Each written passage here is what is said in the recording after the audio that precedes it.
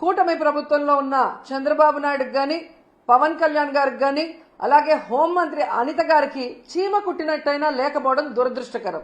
ఎందుకంటే అధికారంలో ఉన్న వాళ్ళు ప్రజల్ని కాపాడాల్సిన బాధ్యత ఉంది, ముఖ్యంగా మహిళలకి రక్షణ కల్పించాల్సిన బాధ్యత ఉంది, అండ్ లా అండ్ ఆర్డర్ ని కంట్రోల్ చేయాల్సిన బాధ్యత ఉంది. కానీ ఈరోజు కూటమి ప్రభుత్వంలో ఉన్న పెద్దలే రౌడీల్లాగా ఈరోజు అరాచకాలు సృష్టిస్తూ, అల్లర్లు సృష్టిస్తూ, దాడులు చేస్తూ, అక్రమ కేసులు పెడుతూ, రెడ్ బుక్ రాజ్యాంగంతో రాష్ట్రాన్ని సర్వనాశనం చేస్తుండటం కళ్ళారా మనం అందరం కూడా చూస్తున్నాం. ఎంత దారుణం అంటే ఒక మహిళ హోంమంత్రిగా ఉండి కూడా మహిళలకి రక్షణ కల్పించలేని దౌర్భాగ్య స్థితిలో ఉంది అంటే సిగ్గుపడాలి. ఆ పదవికి రాజీనామా చేసి ఎవరైతే సక్రమంగా పనిచేయగలరో వాళ్ళని ఆ ప్లేస్ లో పెట్టించే విధంగా చూసుకోవాలి. కానీ జగన్ గారిని, భారతి మేడంని, మిగతా వైఎస్ఆర్సీపీ నాయకుల్ని తిట్టడానికే హోంమంత్రి పదవి ఇచ్చినట్టు ఆవిడ మాట్లాడుతున్న మాటలు చూస్తుంటే చాలా సిగ్గుచేటు. ఎందుకంటే మా నియోజకవర్గంలో కూడా ఒక చిన్న పాపని రేప్ చేసి చంపేసి పూర్తి చేస్తే దాన్ని మాయ చేయాలని ఎస్పీని అందరినీ ఇక్కడికి పంపించడం జరిగింది. గ్రామస్తులంతా తిరగబడితే ఆ రోజు మేమంతా కూడా వెళ్లిన సందర్భం మీరు చూశారు.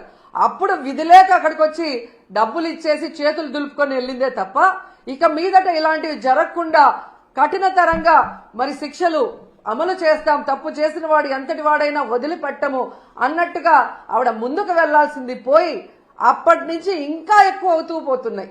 ఈరోజు అనంతపురం విషయం చూస్తే ప్రతి ఒక్కరికి కూడా హృదయం ద్రవించిపోతుంది. ఒక ఇంటర్ చదువుతున్న తన్మయ్య అనే గిరిజన అమ్మాయి 6 రోజుల ముందర కనిపించకుండా పోయిందని వాళ్ళ తల్లిదండ్రులు కంప్లైంట్ ఇస్తే, కంప్లైంట్ ఇవ్వడానికి పోలీస్ స్టేషన్కి వచ్చిన వాళ్ళని ఎంత అవమానంగా వాళ్ళు బిహేవ్ చేశారు.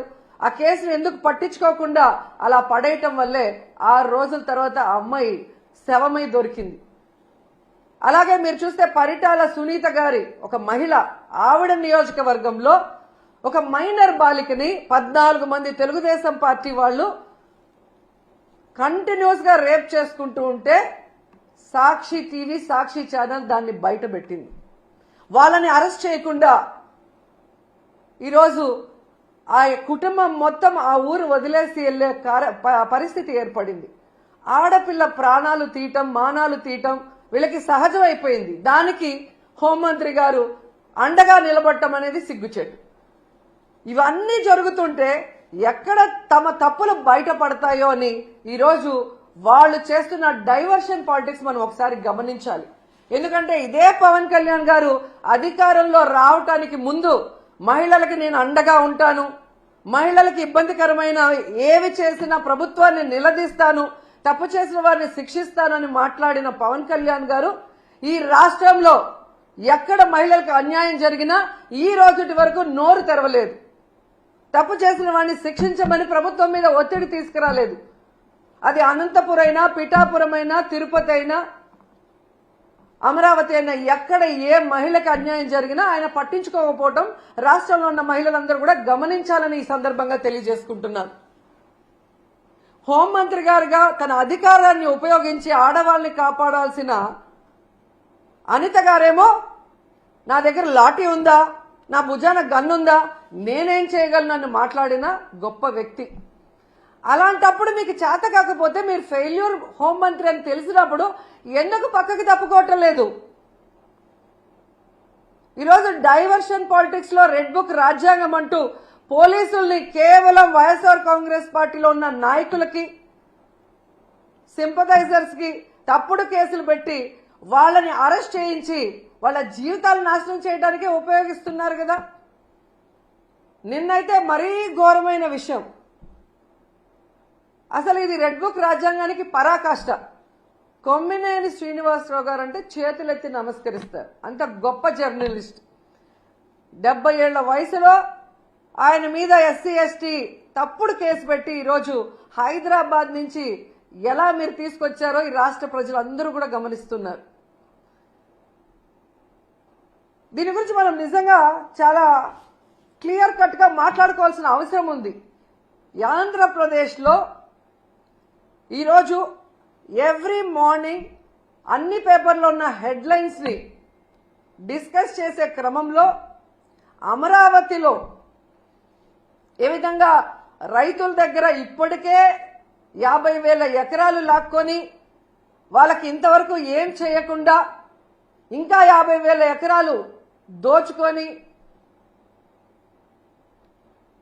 వాళ్ళు రియల్ ఎస్టేట్ చేసుకోవాలన్న క్రమంలో ముందుకు వెళ్తుంటే అక్కడున్న రైతులు తిరగబడి ఇవ్వకుండా వాళ్ళ మీద ఎదురు తిరుగుతుంటే అది ప్రజలకు తెలియకూడదని దాని మీద సాక్షిలో డిస్కషన్ రావటం అనేది వాళ్ళకి నచ్చలేదు.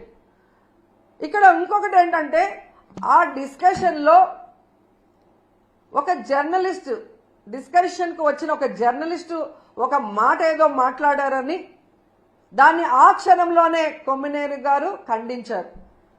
నాకు తెలిసి ఆయన డిస్కషన్స్లో ఎప్పుడూ కూడా ఎవరూ కూడా తప్పుగా మాట్లాడితే ఆయన ఒప్పుకోరు, వెంటనే ఖండిస్తారు.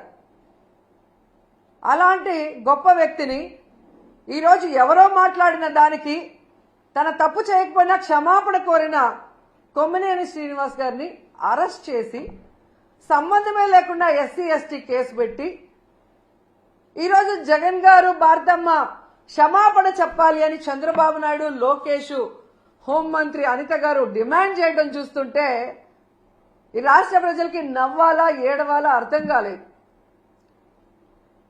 ఈరోజు నేను సూటిగా ప్రశ్నిస్తున్నా చంద్రబాబు నాయుడు గారిని, అనిత గారిని, లోకేష్ గారిని, క్షమాపణ అంటూ చెప్పాల్సి వస్తే అది మొదట ఎవరు చెప్పాలో తెలుసా? కోడలు మగబిడ్డని కంటే అత్త సంతోషించదని ఆడవాళ్ల పుట్టుకనే అవమానించిన చంద్రబాబు నాయుడు ముందు క్షమాపణ చెప్పాలి. ఆడపిల్ల కనిపిస్తే ముద్దు పెట్టాలి లేదా కడుపైనా చేయాలి అన్న బాలకృష్ణ గారు క్షమాపణ చెప్పాలి. అలాగే మీరు చూస్తే జగనన్న తన కూతుర్లు చూడటానికి లండన్కి వెళ్ళినప్పుడు ఆయన గురించి నీచంగా మాట్లాడిన లోకేష్ క్షమాపణ చెప్పాలి. అలాగే భారతమ్మ విజయమ్మ గురించి నిన్న ఎంత ఘోరంగా మాట్లాడారో మీరు చూశారు అనిత గారు, ఆవిడ క్షమాపణ చెప్పాలి. అలాగే నన్ను బండారు సత్యనారాయణ ద్వారా ఎంత దారుణంగా ఎంత బూతులతో మాట్లాడించారో దానికి బండారు సత్యనారాయణ మాట్లాడించిన చంద్రబాబు నాయుడు, లోకేష్ క్షమాపణ చెప్పాలి. అలాగే మీరు చూస్తే ఆఫీసర్స్ని గతంలో హోమ్ మినిస్టర్గా చేసిన సుచరిత గారిని, అలాగే నన్ను చాలా వల్గర్గా మాట్లాడిన ఇప్పటి స్పీకర్ బండారు సత్యనారాయణ గారు క్షమాపణ చెప్పాలి. అలాగే ఈ మధ్య కాలంలో టీడీపీ ఆఫీస్ నుంచి ఒక సైకో చేబ్రోల్ కిరణ్ అనేవాడు భారతీ మేడంని ఎంత అసభ్యంగా మాట్లాడారో మీరు అందరూ కూడా గమనించారు.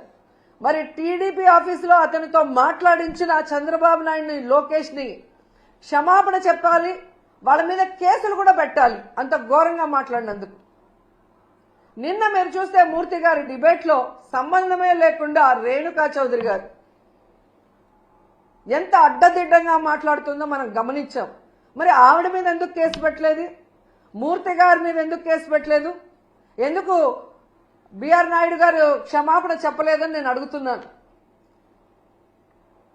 ఈరోజు సాక్షిలో మాట్లాడారన్నారు, అదే మాటలు ఆయన మాట్లాడిన విధానం తప్పు, కృష్ణంరాజు అనే వ్యక్తి.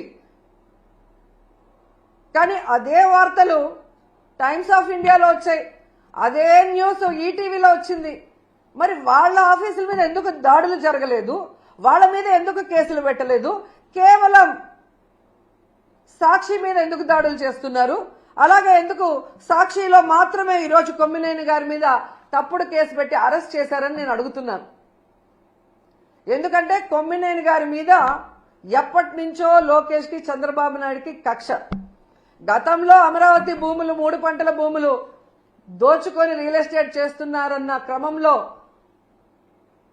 ప్రజలు అక్కడ ఎవరైతే తిరగబడ్డారో, రైతులు తిరగబడ్డారో అవన్నీ కూడా ఆయన తన డిబేట్లో ప్రజలకు అందిస్తున్నారన్న కక్షతో ఎన్టీవీ యాజమాన్యం పైన ఒత్తిడి తీసుకొచ్చి ఆయనని ఆ ఛానల్ నుంచి బయటకు పంపించారు.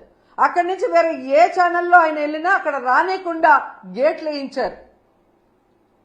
సాక్షిలో ఉన్నారు కాబట్టి ఈరోజు ఆయన మీద కక్ష కట్టి ఇటు జగనన్నని, భారతమ్మని ఇరికిస్తూ అటు కొమ్మినేని గారిని ఇరికించాలని ప్లాన్ చేయడం నిజం కాదా అని అడుగుతున్నాను.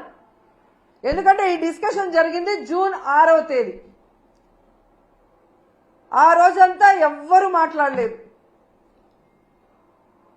ఆ జరిగిన నెక్స్ట్ సెకండ్ అది తప్పు అని చెప్పి